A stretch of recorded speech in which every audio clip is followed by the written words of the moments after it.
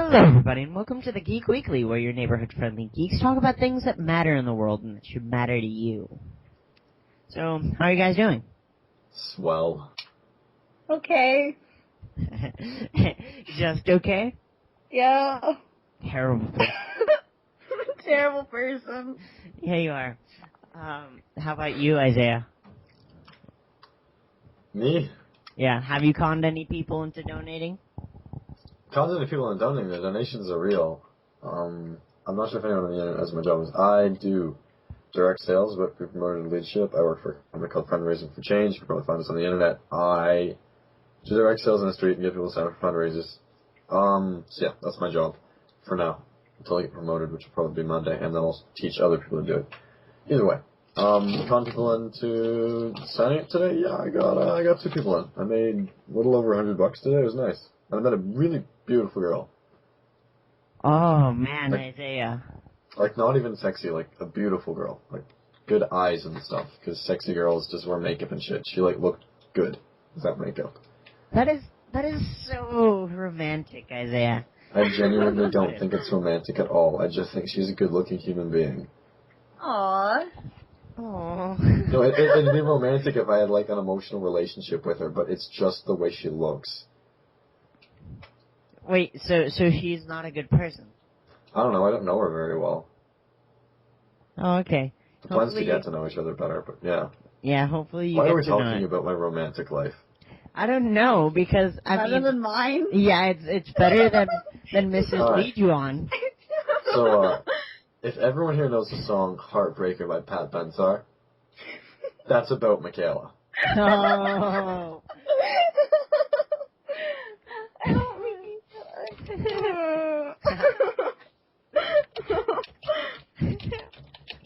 hilarious. Leave me alone. I'm a terrible, terrible person. Alright, fine. We'll leave this alone for now. Oh man, that was hilarious. So, Heartbreaker, Dream Maker, Love Taker, don't you mess around with me, or Heartbreaker, Dream Maker, Love Taker, don't you mess around. No. Stop. so what do you guys want to start with? I'm saying the teacher thing. Yeah, you seem the teacher thinks Isaiah all worked up. I'm passionate about this. Yes, so as you people may know, there's been lots of people in Chicago, lots of teachers that have been striking because of... They're not fucking teachers. These not-so-teachers, apparently, that have been striking. They're pretending to be. Because of the work evaluations that they're being put through that determine their pay and if they remain in their job and things. And, well, I, for one, I don't think it's a very good idea, the striking. I think that it does not benefit the overall cause that a teacher should have, and it doesn't benefit them because it's... I don't know. I just don't like it. I'm gonna re-summarize it. We're skipping Michaela's turn. I'm re-summarizing it in my words. And that would be, douchebags who went to teachers college or pretending to be teachers are now walking off the job because they have to actually get paid depending on how hard they work. It's called commission. It's like if, I'm pretty sure they're doing it by the students' grades. And a good teacher will be able to make a lot of students get good grades. I think grades are not exactly the best thing to pay teachers on. Because students, some students are just problem kids and will just frickin' take off their pants in class and not do work, right? So, like, you can't give teachers pay on students like that. It's very out of their control because, like, kids are just like that because of their home life. Maybe not taking off their pants, but you know what I mean, right? But they shouldn't just fucking get paid on seniority. Because if you're, like, a teacher who's been teaching for 30 years and you suck ass at the job and you get paid more than someone who just got into it and rocks, right? So you should be paid maybe a little bit on seniority, because you should respect seniority in an organization, but you should also respect someone's work skill. Right. It's like, and fucking, you got douchebags who freaking went to teachers college and decided to teach because it had to be an easy way to get paid are all like, oh man, now I actually have to work for my money. And it's just a fucking joke, because, sorry, I'm gonna go on, like, a bit of a longer rant. It's like, in Ontario, we are also having a bit of teacher problems, right? It might just be Toronto District School Board, but I think it's all of Ontario. And, it is that teachers are getting frozen wages. Teachers, already in the first place, I'm pretty sure make less money in Canada than they do in the US. So, and our wages are getting frozen. That means we don't even get our seniority. Because our wages are frozen. They cannot grow for the next little while. On top of that, they're taking away our sick days. You know how fucking easy it is to get sick as a teacher? You're in a building filled with 300 to 3,000 people. Chances are one of them's sick always. At least one person, right? And there's just... You get sick. You're in a really, really social, public, large people's environment. It's like saying you're stuck in a boat that's like the size of a small boat with 100 people and you've got no foot room. If one person gets sick, you're all getting sick. Because it's passing around. So like, teachers, either way, they're getting sick, right? In Ontario. And you know who's fucking walking off the job? No one. But in, Chicago? They're willing to walk off the job. And it is Chicago, right? I'm not making an ass of myself? Yeah. Yes. Yeah. Okay, I'm probably making an ass of myself. I mean, I'm not super educated in this topic, but what I'm seeing it as is that teachers, or people who supposedly call themselves teachers, are willing to walk off the job. And I know if I were a teacher, doesn't matter how bad things are, doesn't matter if I had to risk my life to go to work, I would go to work. Because being a teacher, I legitimately think is one of the most important jobs in the world. Yes. That being said, you should be paid on if you do it right. You should not be paid to go and have a job that is one of the most important jobs in the world and then not be willing to show up to work because, I don't like getting, paid on my grades when I'm grading other students. So, it's just that you're teaching kids, right? And say parents work and they need their kids to have a cozy place to go, especially in wintertime, right? And you can't just leave them at home. School, it's a great place for them to learn, great place for them to learn social skills, make friends, all this shit. And teachers are just fucking saying, no, that's not my responsibility. It's your fucking responsibility. It's not your responsibility out of the nature of your job, necessarily, but out of the nature that you're a human being with that job. Like, my wording there was a little bit iffy. They chose it. It's like, you chose that job, and if you're gonna do that job, you have to give everything you've got into it. It's not supposed to be fucking easy. No job should be easy. If your job is easy, then you're not working hard enough. Teachers, sure, maybe they're working hard, and they've got spare time to try to fix these issues that they have. But if they're walking off the job and not dedicating themselves to the fucking students and, like, the people they're supposed to be taking care of and teaching and helping grow, that's like, they're neglecting the several hundred people that they should be taking care of because, my pay's dependent on if I fucking... Yeah. Yes, I feel like that's especially important because of the area this is in. When we were discussing this earlier, Michaela mentioned that it was a very low-income area. So already having low income and low education rates and high unemployment. And it's affecting all these other realms. Like, they're also saying that they're anticipating crime returning to the streets because these kids, these troubled kids who have to be in school from 8 to 3, are now just being let loose on the streets. And they're tightening up on police force. They have a lot more people on the streets, which also seems like a good thing, but it also means that there's less people in the actual police office. And so they're, like, straining out their police force to try to cover the streets. And so they're anticipating a raise in crime rates besides the actual education and poverty rate and unemployment rates at the same time. Yes, it is completely illogical, and I feel like even if they're being paid less... Their wages aren't even frozen! Yeah. Yeah, they came to it, last night they came to a pay agreement, it's just... More sick days, and, like, I'm gonna look up, Chicago teacher sick days, see if Google has it. Cool.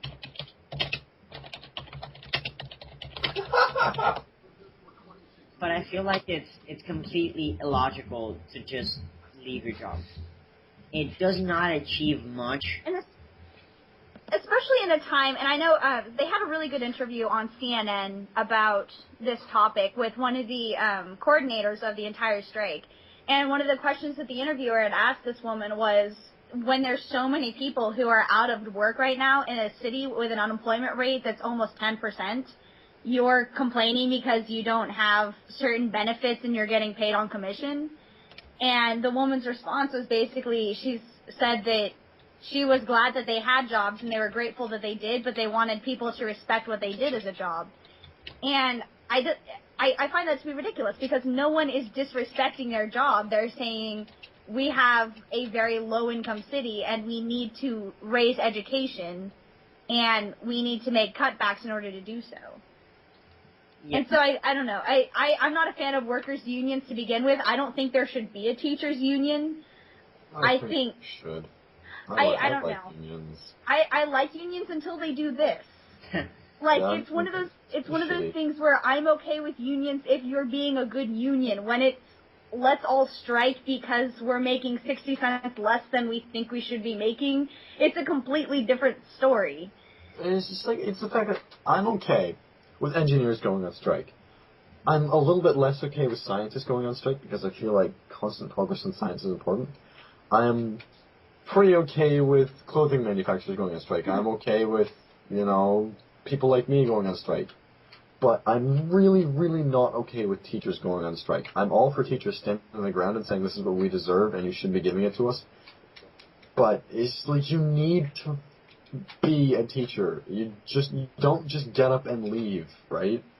Mm-hmm. You can't just get up and say, okay, I'm done, I'm gone. It's like, no, you've put yourself into it. This is your job. This is your thing, and you need to do it. Because if you don't do it, then you do not deserve to be a teacher. Yes, it fails the role of on the society. It's so terrible. Yes, and I don't like it, honestly. But maybe there's stuff we don't know, is like the one thing I want to say, because maybe, right, say the Chicago teachers, their wage is really, really dependent on, like, students' test marks. Like, they can say 90% of teachers' wages are going to drop much more than it should. If it's an unjust amount, then I'm okay with them doing something about it. I don't see why they think they need to walk off the job. I can't think of a valid reason for you to leave the job as a teacher. I can't think of one. No matter how bad you're being fucked, I can't think of one. So it's like... I mean, I guess if your life is in danger, that's a completely different story. And in a city like Chicago, it's more valid to say that your life might be in danger than if you're working in, like, I can't even think of a really rich city right now, but I mean, it's a completely different story if your life is in danger, but I don't think that would have changed with the wage cuts. Unless the wages got to a point where it wasn't worth putting your life in danger. I mean, if you're being paid minimum wage and you're putting your life in danger every morning, then that's less worth it, I guess. That's the only redeeming one I can think of. Yeah, and it still fails to provide further education for the society, which makes it so that their life is in danger even more later on. It sounds just like they're babies. Mm-hmm. Being shitty shits. Man, Isaiah. Alright, guys. Well, now moving on. Speaking of the economy, there's been very strange purchases going on at the Social Security office. Very strange. Like, I don't even know what to say. I'm not sure if it's bad that they're doing this. Like, why? Just give it to them, Anson. Let everybody know. Let everyone know what the Social Security peeps are doing. Yes. The Social Security people have bought 174,000 hollow point bullets. Let's face it, they're gangsters. No, but what worries me about this is... What are they doing with them? Yes, and especially since they don't even have guns. This is an agency that is made towards bringing benefits to old people. I don't understand what they're doing with bullets. If one of the benefits they're bringing to old people is euthanasia, then I can understand. Oh my god, did I just say that? Yes, you I'm did. such a Yes, you terrible did. person. But otherwise, I don't understand why they need bullets, and especially such deadly hollow point bullets. Okay, do you want to go on with your conspiracy theories before I crash the party with realism? Yes, what they're going to do is they're going to send one bullet with each social security check and say, how's your life going? And that bullet okay, there, I'm done. No others? Not even that they're preparing for American civil unrest? Oh yes, I read that somewhere, and I'm like, are you ridiculous or what? You see, this is the issue, like, some people actually read those kind of things. See, like, I'm a conservative, and I don't think Social Security is buying up bullets for civil unrest. Because, I mean, there's so many, I mean, you don't need to purchase it with, like, if the government wanted to kill all the Americans in a civil unrest battle, you wouldn't publicly buy Hollow point. Social Security bullets. I mean, so how many bullets did they buy again? 174,000. Is it like an exact number? Or did they just cut it off at 174,000? Because it was like 174,000, like 313. You'd be like, why are they ending off at that number? It's like they have a planned quota of people they need to shoot. Like, you know when you're like buying bullets in amounts of like, oh, I need 1,217 bullets by next week. It's like, you really planned that one out. I honestly, like, Social Security is saying that they're using it for, like, to train people at the shooting range. But if that's the truth, why hollow point? Okay, there's actually, I read an article. Bullets? Unfortunately, I don't know what a hollow point bullet is. Hold on, let me see if I can find this article, because I found one that said why they used hollow point. Because something about it, and actually in the article it stated that it was actually safer, I think. Let me find it. Explode. Yeah, they cause more skin damage and then they expand inside your body, right? Yes. Oh, this is very graphic. I don't like this.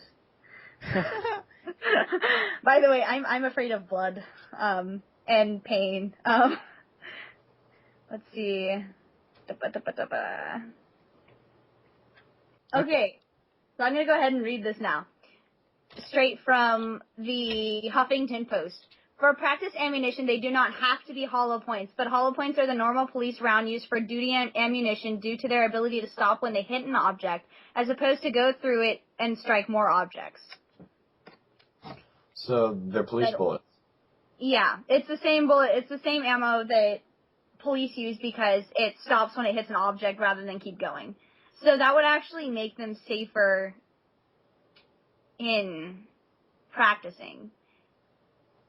And that's what they're saying that this is mostly for. They're saying it's most of the rounds will be used in shooting ranges as practice. And the reason they're safer. No, but they don't. When they're actually in training, though, this is apparently the ammunition that they use because they're more likely, like when you shoot at a target, it's more if it'll stop when it hits the target rather than keep going and puncture more targets. Why not just use like hard rubber bullets? Yeah, that was. I would imagine they're more expensive. Oh. Actually, I'm going to look that up.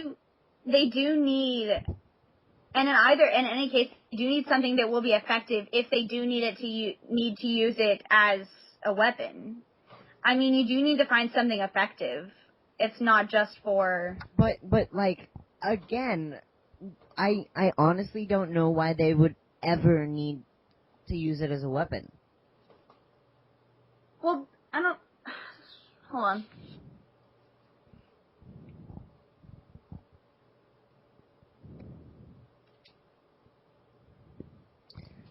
And does anyone know the size of the ammo that they're buying? Probably 9mm. Well, that's what we're thinking, but what happens if it's like 50 cal? Their pistols are .357 caliber. Man's buying like 50 caliber hollow tip anti-tank explosive fucking napalm bullets. The bullets add up to about 590 per agent, and most will be expended on a firing range. Or so they say. A firing range. Why are other people buying these bullets? Why did the Social Security whatever need to buy it? Is it Social Security? Well, it's for Social Security inspectors and investigators. What I imagine is that they're footing the check for it. I don't think they're actually distributing. Like, I don't think they're buying mass bulks of it and then distributing to individual places. I'm pretty sure that they're just picking up the check for the individual agencies. I'm not totally sure about that. I don't think that's anywhere in this article, but I feel like I got that impression from somewhere. Groovy. It's still... it's a weird thing to do.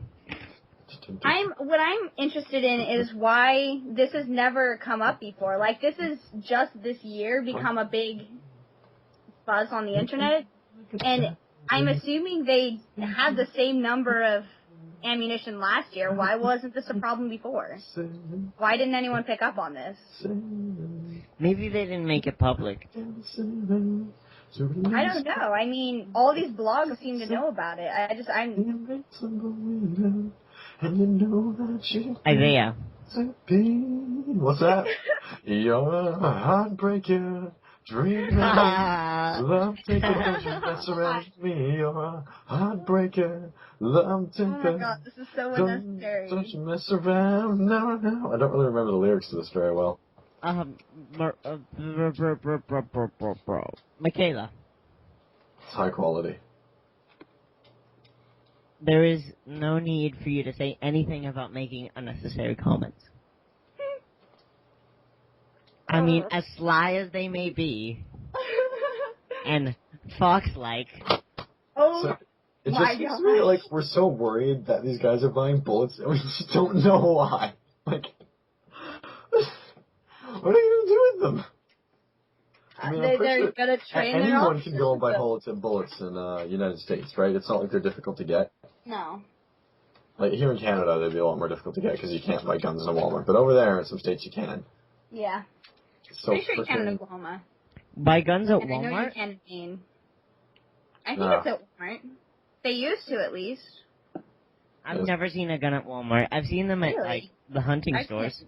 Maybe it was in Maine then, because I've seen them in Walmart. They used to have a entire just a section of the store just dedicated to hunting and fishing, and they had nothing but guns. It was one of my favorite sections to go to because my family's hunting actually and fishing. We've got guns and guns because who needs to fish?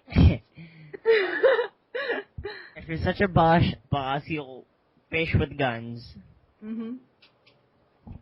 You'll curve the bullet inward so that it pulls the fish out. Yeah, it's like a boomerang bullet. Yeah, Chuck Norris. Bullet-a-rang. Oh, style. I really want to stay on this topic because it seems kind of interesting, but it's like we just don't know why. So we can leave it as they're well informed and they got to hear me sing the first verse and the chorus of Heartbreaker.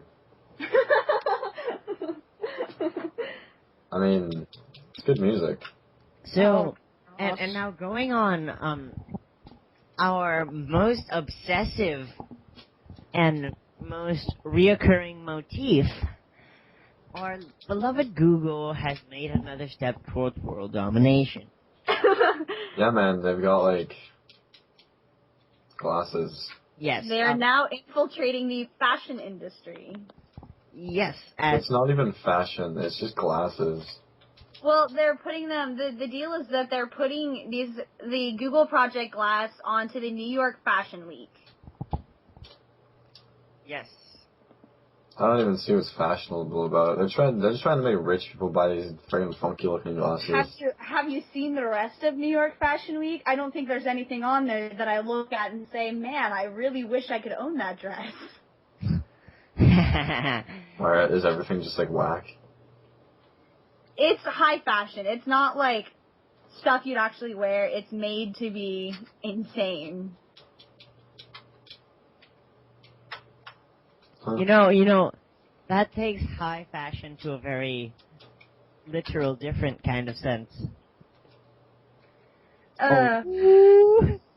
Okay, I'm sorry for making that joke. Anyway, moving on. I want to stop for a minute and take a look at the glasses themselves.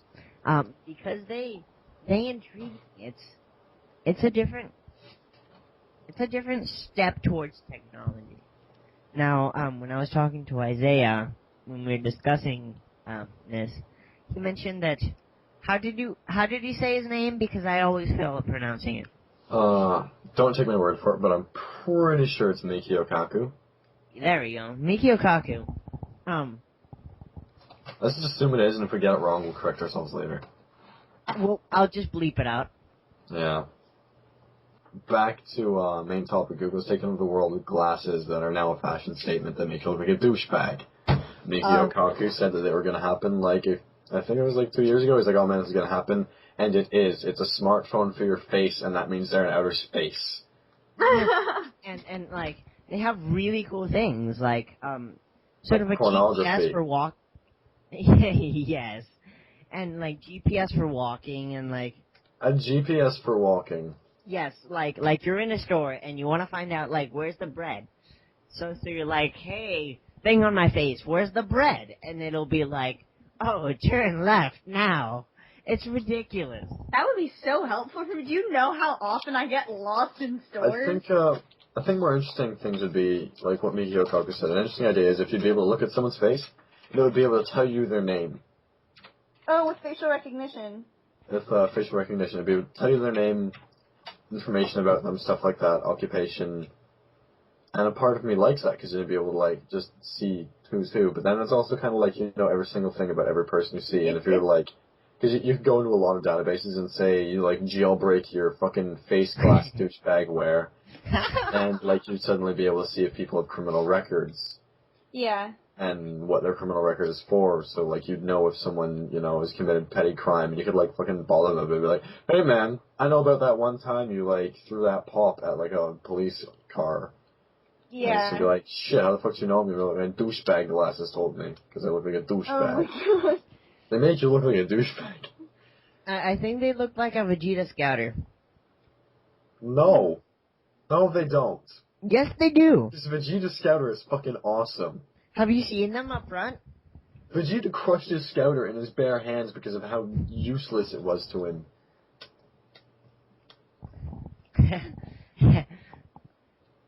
It's just the glasses, they're a really, really cool concept. I'd like to be able to just see people, especially with, the example I gave before we started the podcast is my job. Did I already say it? No, I didn't. Yes, you did, at the beginning. Well, I said what my job is. Did I say how the glasses relate to it? I know. Okay, the glasses relate to it in an interesting way, because the thing is, I'm in downtown Toronto, and a lot of people have already heard the whole spiel about, I do TVO, so television on Saturday. That's what I've been doing with my group of people. And a lot of people have already heard it since they're downtown often, right? And I wish I'd just be able to look at them and know if they've already heard it. Because I'll see someone be like, hey, how you doing today? I'll be like, I fucking already heard about TVO, jackass. And be like, fuck, I wish I had glasses to tell me that. Because that'd be cool, but I also don't wish there was glasses that would, be like, oh, this person is aroused by your face. They'd be like, yeah. Because that would be it's yes, I feel like thought in privacy. Yes, that's exactly the next But issue. we're kind of overexpanding it, because right now they're just kind of douchebag glasses that have a stupid GPS in them.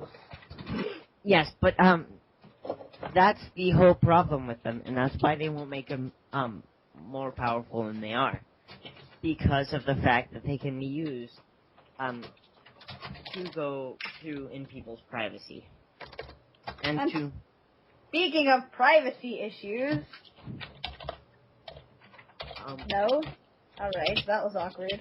Wait, what are you talking about? I thought we were going to... The sinner. You want to move on? Is that what we're looking at? I think we're making fun of her.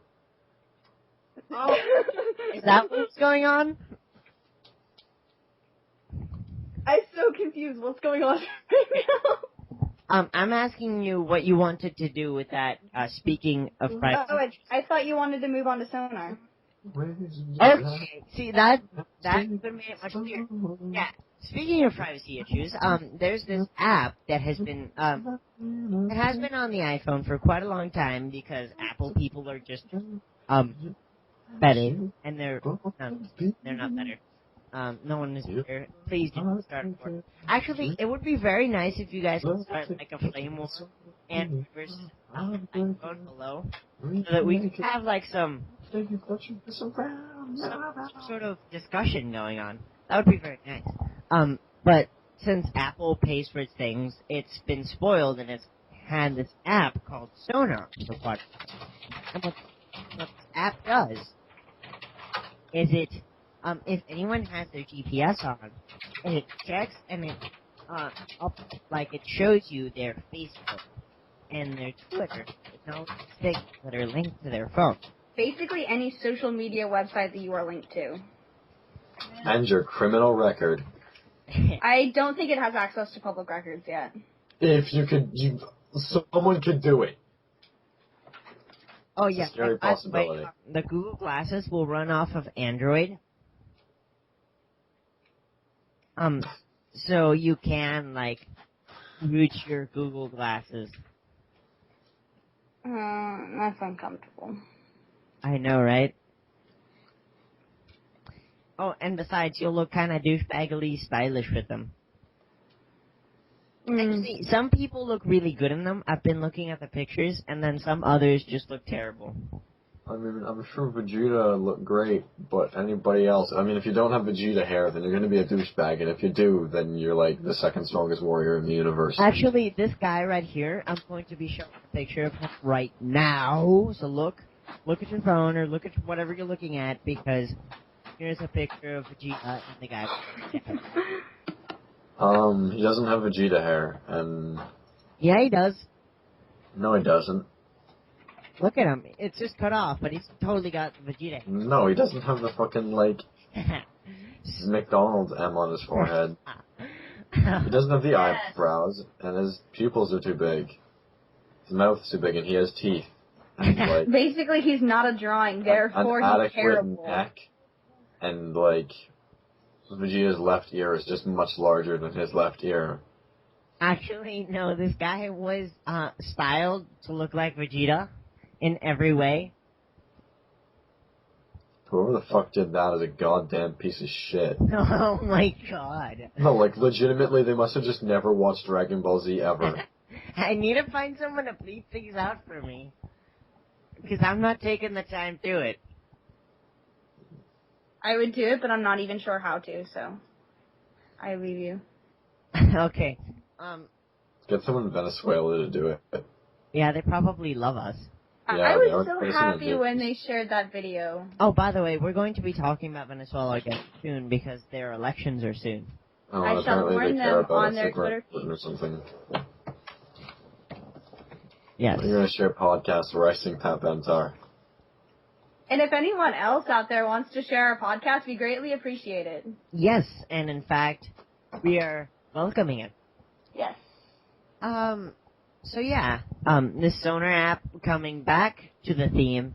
The Sonar app is now available as an open beta for Android, and it's really, really cool. And I think that it could be used to help market things like our podcast. So, if Sonar is now going on to Android and they're making these Google Glasses which run off of Android, does that mean Sonar can now It's going to be in outer space, because they're androids. Oh, I forgot to mention something. You guys, they found the first organism that can live in the vacuum of space. Cool. Yes. Me. Yes, What? there is an organism that can live... No, it's Frieza. No, I'm being serious. It's like a worm, and it can live in the vacuum of space. How do you know about this? I watched a video over it. I'm going to link it here in the screen. Well, you're gonna link it in Skype. I'm probably gonna link it in like the information shit in the video, right?